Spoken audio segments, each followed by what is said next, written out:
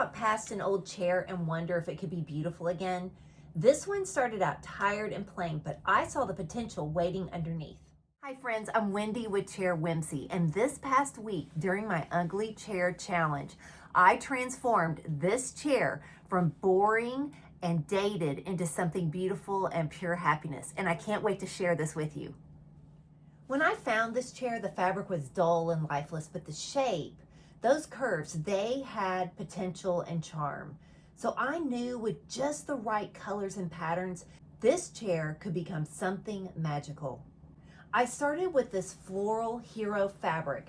It's playful, it's painterly, it's full of energy, painted by Kim Parker.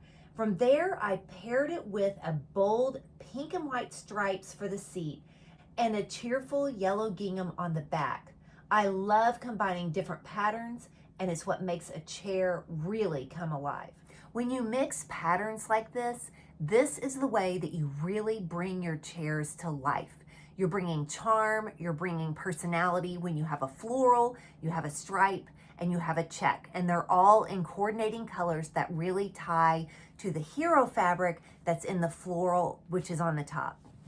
After taking some time to strip it down to the frame, I painted it a soft blush pink. It's actually called Verbena by Sherwin-Williams, and it's one of my favorite pale pinks. It's a fresh update that complements the floral perfectly as well as the pink stripe.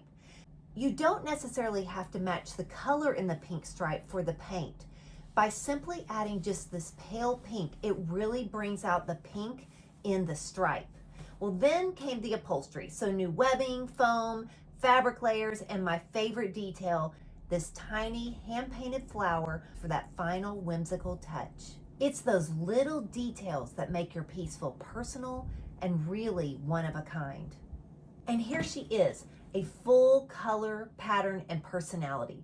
From a forgotten relic to a showstopper that brings instant happiness to any room. A few little details that I added, you will notice on the welt cord.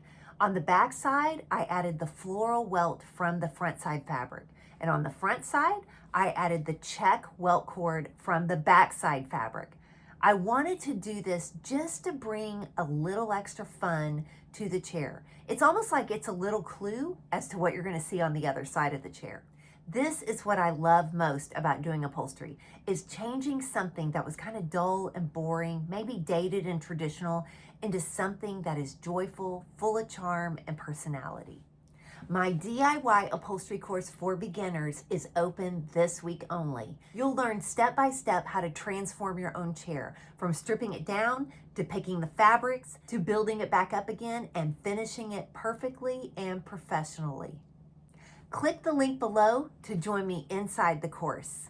Remember, your home should make you happy, and creativity is one of the perfect ways to bring that back into your life. Until next time, keep creating, keep playing, and keep bringing those ugly chairs to life.